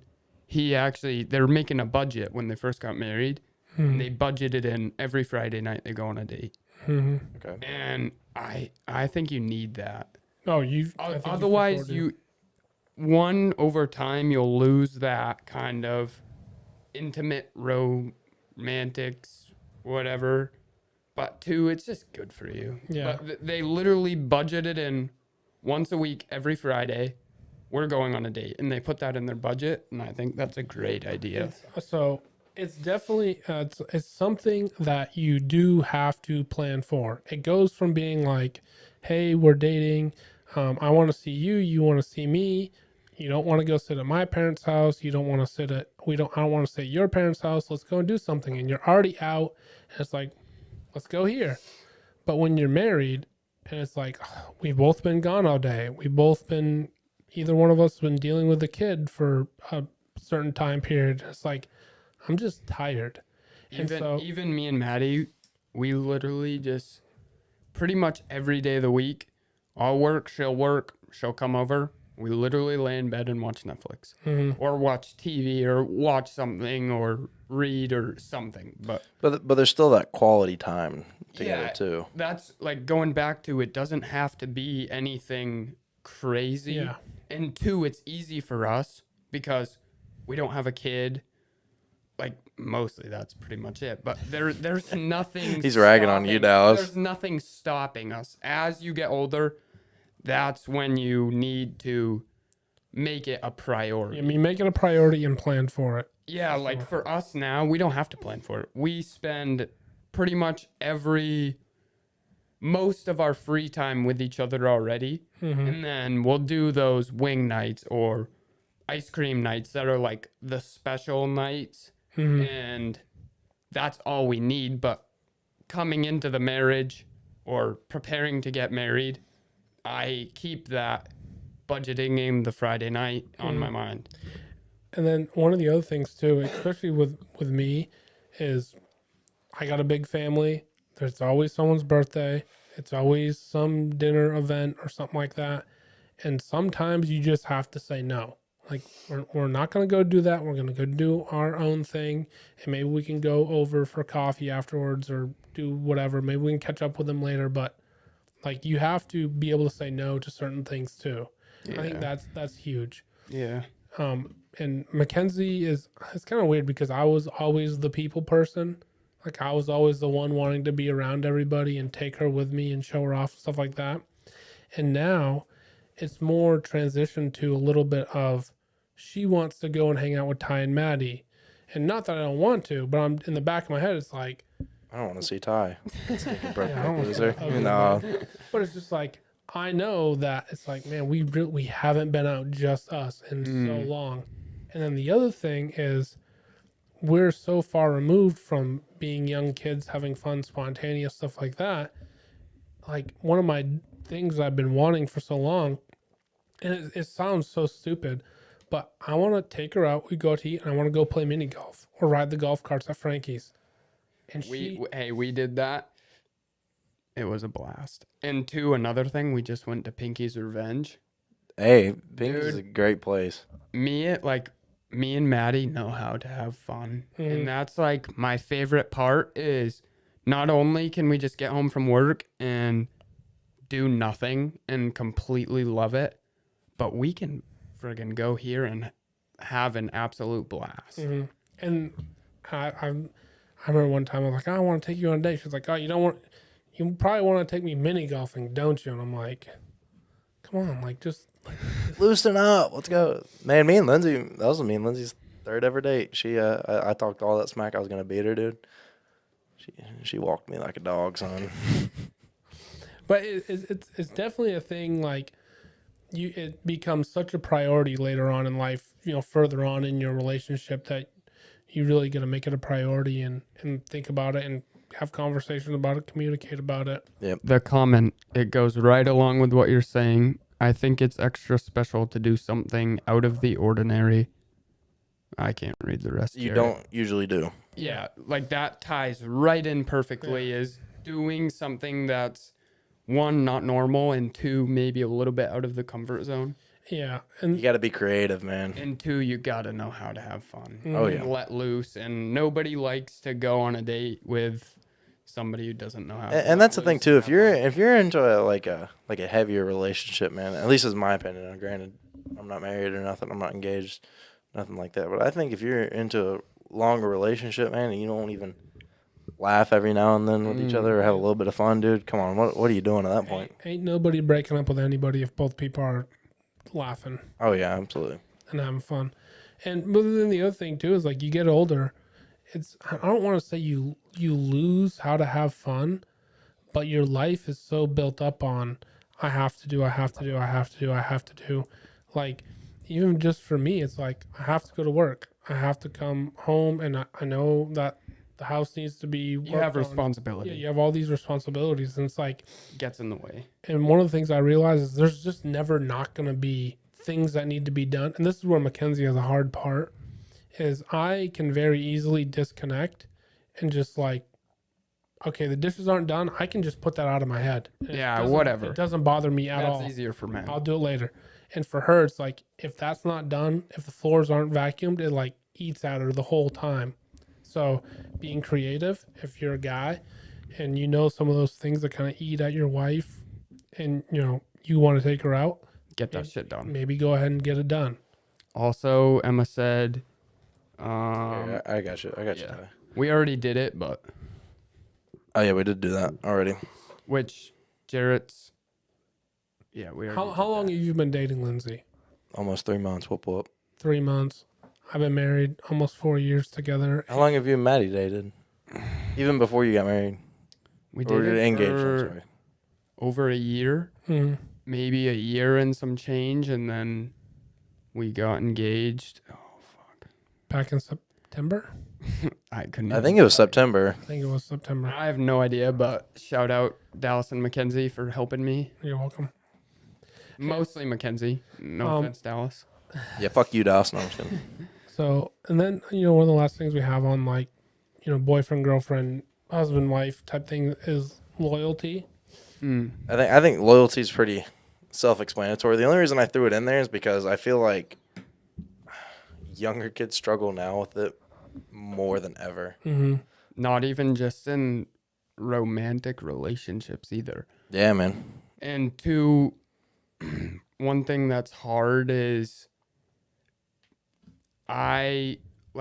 with my mom recently passed away, and so me and my sister have got pretty close.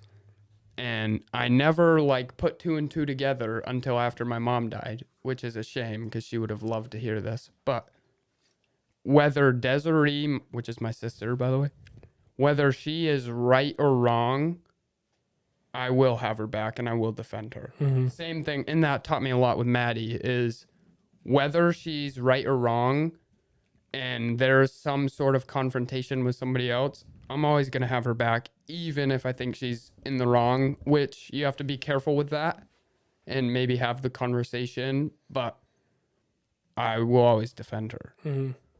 That was one of the big things that me and Mackenzie talked about that she kind of noticed in me was every time she would like bring something to me, I thought I was doing the right thing, but she'd bring something to me like, you know, an argument she had or something that happened to her that she was upset about or whatever, and I would always be like, I'd always almost, for lack of a better term, like play devil's advocate. That's what I do with Maddie. Like I did. And I would do it all the time. You know, my boss was so mean today. She's such a turd. This and that. I'm like, well, you know, did you respond to her nicely? And about, you know, and I'd do that all the time.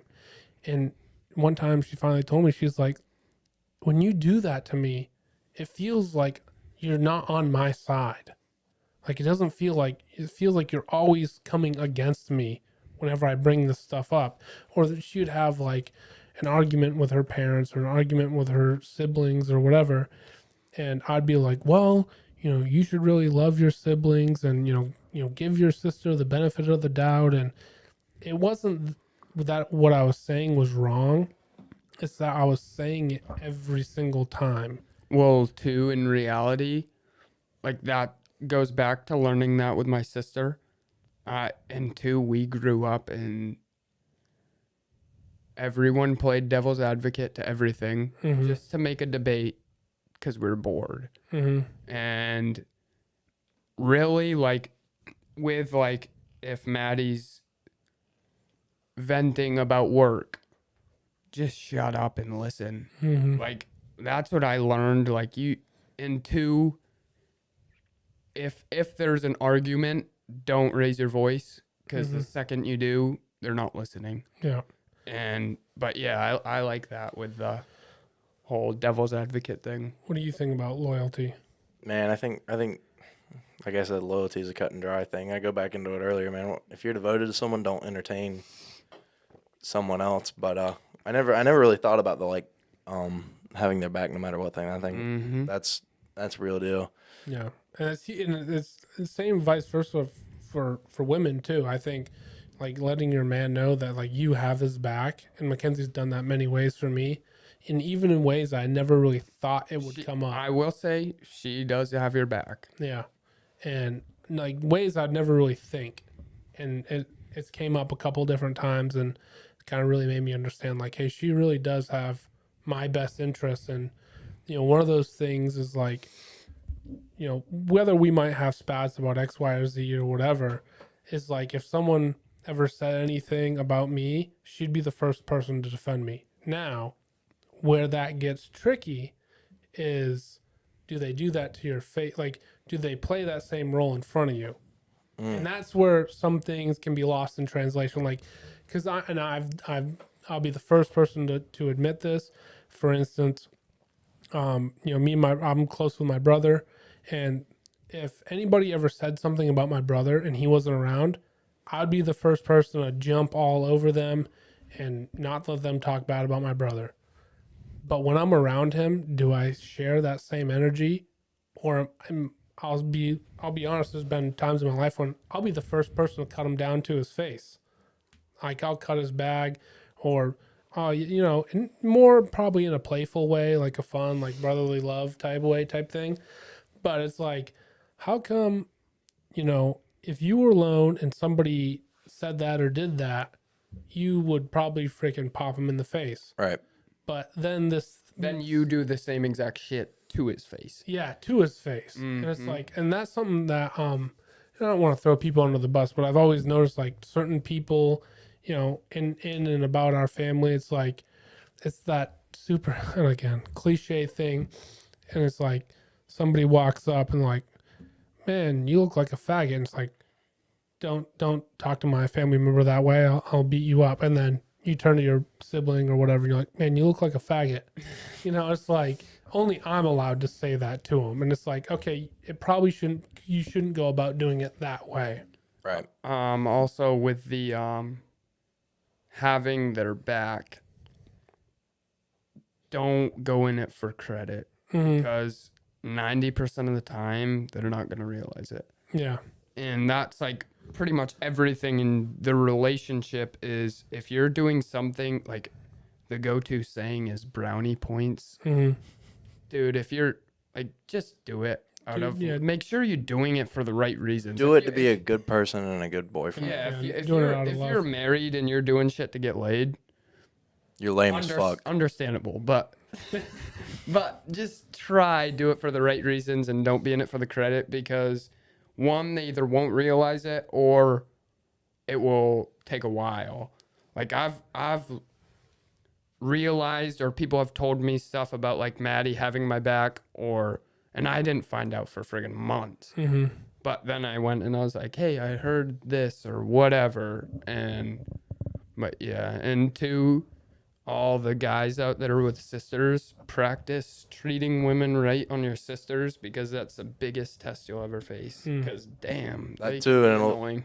It'll be good for your sister too. It'll show your sister And then what a man should be, man. Yeah, it'll show your sister and you learn. Like, it's a win-win. So practice on other people in your life.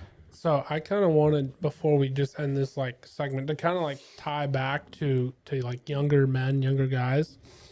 And I don't want to sound like mean or bad or anything like that. And obviously everyone is an individual and have their own things. But I'd say coming from a young man, I'm talking like 18 years old. Yeah, 17, 18. You broke my rules already, but That's fucked up. well, actually not really, but I would say if you're like 16, 17, 18, maybe even 20, from when I was young, and correct me if I'm wrong, how much I spent so much time thinking about girls and dating and stuff like it. It occupied so much of my time. And I really think that young men should really try to focus on some other things than just girls when they're that age. 6-month rule. Tell them about that.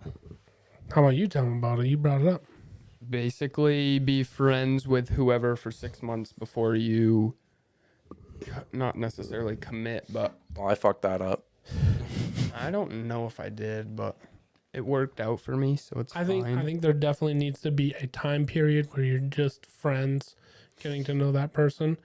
But I just, for me, like, I think there's other things that are more valuable that you can really work on when you're young, that you're never going to get your time back, that are going to pay you back tenfold later on, even in the dating realm, marriage realm, stuff like that.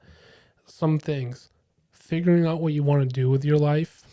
I actually had like a huge thing today at work.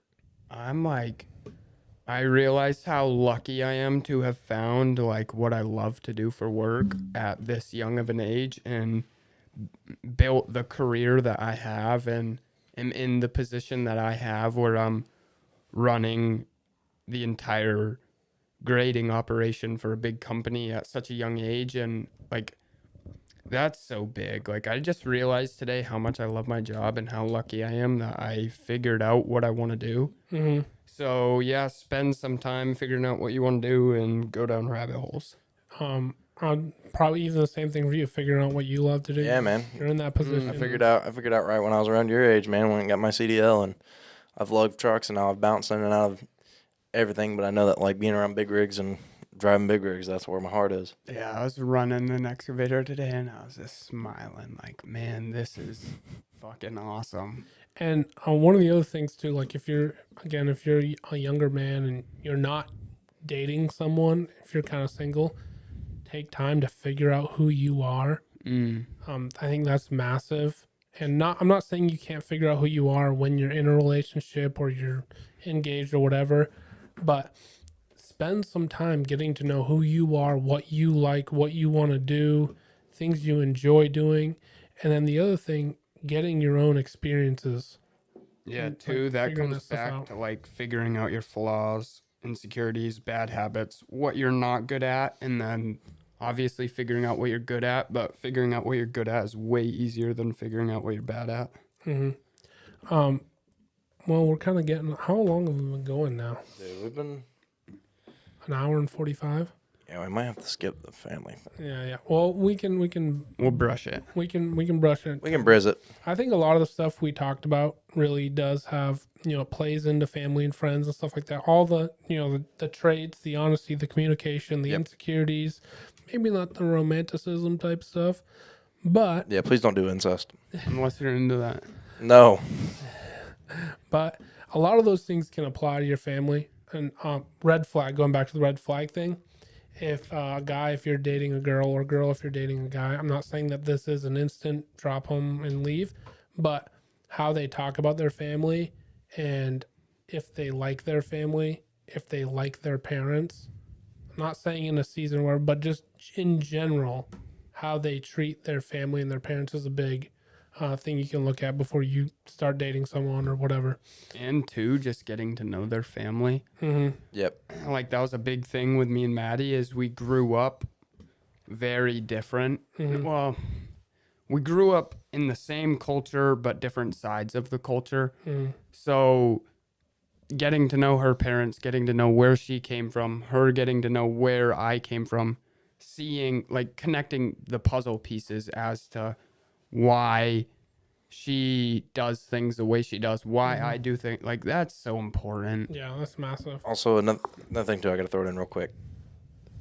Don't ever believe you're marrying just that person. You are marrying their family. Unless you live with us. No, I'm just kidding. No, but no, their family, no matter what, will always be a part of your life. Don't ever. Yeah. You just need to know that. I've heard people say, well, I'm like my buddy. I'm not gonna say his name, but he was dating this chick, and this chick was like, she didn't want to come to like our family thing that we do every year, and she's like, well, I'm not marrying your family, I'm marrying you, and I was like, that's the dumbest thing I've ever heard in my That's life. literally the opposite of the saying. Yeah.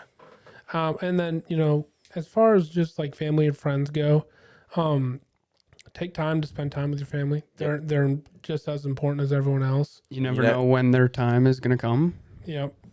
That's huge. They're there. Use them.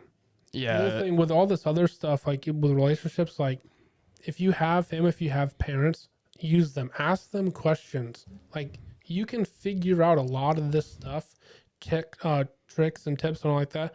Like how many conversations have I had with both of you guys in different stages of your lives? Plenty. Through some of the stuff. And I'm not saying Too many to count, man. everything that I said was right, but at least you have someone to talk to vent to try and get an idea of what might happen or where you should go or whatever. Yeah, your family's a tool. Well, Yeah. not just a tool, but you can use them as a tool. And then one other thing I would really say is, I know a lot of people aren't close, and I'll try and just kind of end with this. I know a lot of people aren't necessarily like I've heard a lot of times, well, I'm not like close with my family. And I've heard stuff like that. Or me and my siblings, like, we're just not close. We're not like that. And I would say, do your very best to have a relationship with your parents, and do your very best to have a relationship with your siblings if you have some, because you're never gonna, they're your blood, and you're never gonna lose them. And I understand that some families have arguments and stuff and bad blood and stuff like that, but be the person in your family that mends those things if possible. You can't mend things in a family if you don't already have your shit together. So before you start meddling in family business and trying to fix things, try to have your shit together. But you could be the person that bridged the gap to your siblings who you always argue with. The bridge may be burnt, but it's still there floating. Amen. There you go. They put rafts under that bad boy. Girthmaster just sent in. What did he say? He said incest is wincest. I was not going to read that comment, but then you were just running down the rabbit hole, so I was like, all right, here we go. Well, I really appreciate everyone and anyone who checked this podcast out. I thought you were going to say, I really appreciate your incest comment. No. We're definitely going to do more of these type things, and we'll keep shipping them out when I can do them. If you guys haven't already, the Discord is down below. If you want to check out the Discord, that's the Discord to our men's group. And if you're interested, check it out and hit us up if you have any questions or suggestions or whatever. Anyways, I hope you guys have a swell night. Take it easy. Thanks for watching. I'm Jarrett. That's Dallas. This is Ty Dog, and we are your A2I podcast. Thank you guys, everyone.